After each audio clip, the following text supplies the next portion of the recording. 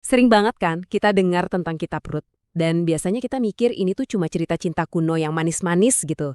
Tapi, gimana kalau saya bilang ini jauh lebih dari sekedar roman. Ini adalah sebuah drama epik tentang pendebusan yang pada akhirnya membentuk takdir sebuah bangsa. Nah, ini pertanyaan kuncinya. Gimana kalau sebuah cerita yang diawali dengan kehilangan dan kehampaan justru menjadi fondasi bagi sebuah dinasti yang luar biasa? Ini adalah kisah tentang cara kerja Tuhan yang seringkali nggak kelihatan, yang mengubah tragedi jadi sebuah warisan abadi. Ceritanya aja udah langsung dibuka dengan tragedi. Dan yang bikin miris, kita kayak udah dikasih pertanda buruk dari nama para tokohnya. Ada Elimelech, namanya berarti Allahku adalah raja, tapi keputusannya justru seolah-olah mengabaikan sang raja. Terus dua anaknya, Mahlon yang artinya sakit, dan Kilion yang artinya berakhir. Kayaknya nasib tragis mereka udah tertulis dari awal ya. Oke, kita masuk ke bagian pertama yang bisa kita sebut rumah yang kosong. Karena dari sinilah perjalanan kita dimulai di sebuah keluarga yang bakal jadi simbol kehampaan total dan jadi pemicu seluruh krisis dalam cerita ini. Coba bayangin deh situasinya. Ini terjadi di zaman para hakim. Masa yang super kacau di mana semua orang melakukan apa yang mereka anggap benar. Ironisnya, kelaparan justru melanda Bethlehem. Padahal nama kota itu artinya rumah roti. Dalam keputusasaannya, Elimelech bikin keputusan fatal. Dia bawa keluarganya pergi dari tanah perjanjian ke Moab. Dan Moab ini bukan cuma negara tetangga biasa loh. Mereka itu musuh bebuyutan Israel yang menyembah dewa lain. Di tempat yang mereka harap bisa kasih kehidupan, mereka malah ketemu sama kematian. Dan ini poin paling pentingnya. Naomi ditinggalkan dalam kondisi kosong.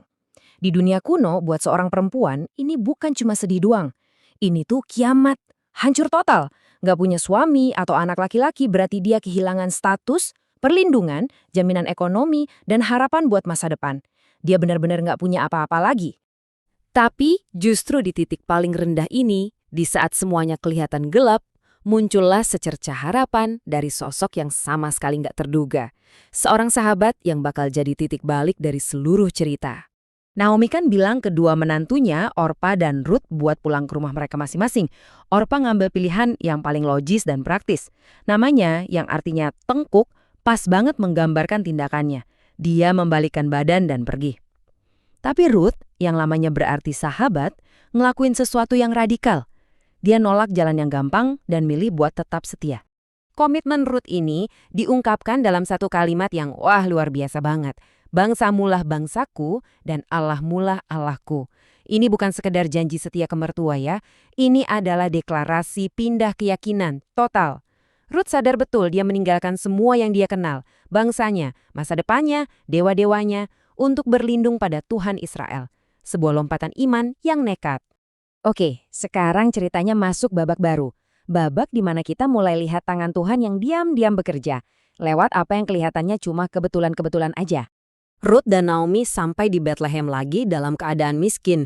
Biar bisa makan, Ruth pergi memungut sisa-sisa panen, hak yang memang diberikan hukum Taurat untuk orang miskin. Teksnya bilang dia kebetulan ada di ladang milik Boas. Tapi pertanyaannya beneran nih cuma kebetulan? Tentu saja enggak. Ini cara penulisnya nunjukin kedaulatan Tuhan yang lagi bekerja. Coba deh kita lihat gimana semua potongan puzzle-nya pas banget di tempatnya. Pertama, waktunya. Mereka tiba persis di awal musim panen. Kedua, tempatnya. Dari semua ladang yang ada, Ruth kebetulan berakhir di ladang milik Boas, kerabat dekat keluarganya Naomi. Dan yang paling penting, orangnya, Boas bukan sekedar orang kaya. Dia itu seorang gibor cail, pria terhormat yang berkarakter mulia. Terlalu banyak kebetulan untuk jadi kebetulan kan? Jelas ini semua udah diatur. Nah, solusi buat masalahnya Naomi ini ternyata nggak datang dari langit gitu aja, tapi lewat sebuah aturan hukum Israel kuno. Di sini kita lihat gimana anugerah Tuhan itu bekerja lewat struktur hukum dan budaya yang ada. Konsep kuncinya itu namanya Goel, atau penebus kerabat.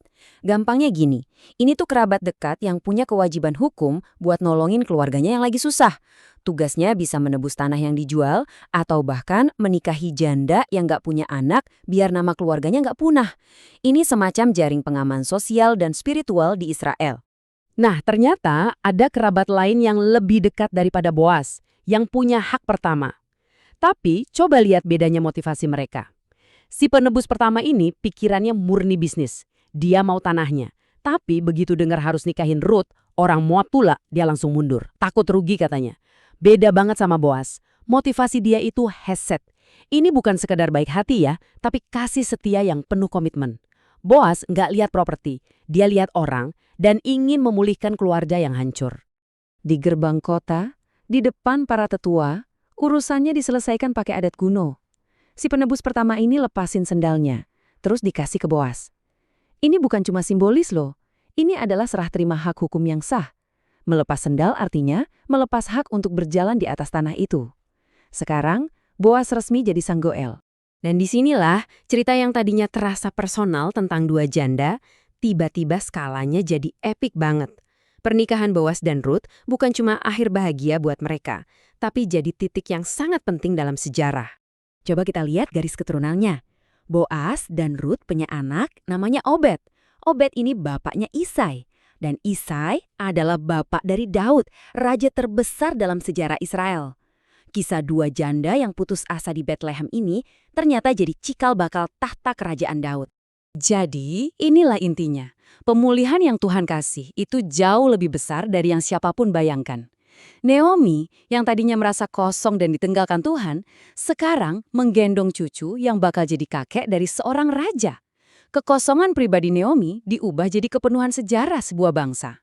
Kita udah lihat betapa pentingnya cerita ini buat bangsa Israel. Tapi ternyata masih ada satu lapisan lagi. Satu fakta terakhir yang bikin cerita ini jadi penting buat kita semua sampai hari ini. Jadi, kenapa kisah seorang perempuan asing ini begitu penting bagi seluruh sejarah? Dan inilah puncaknya.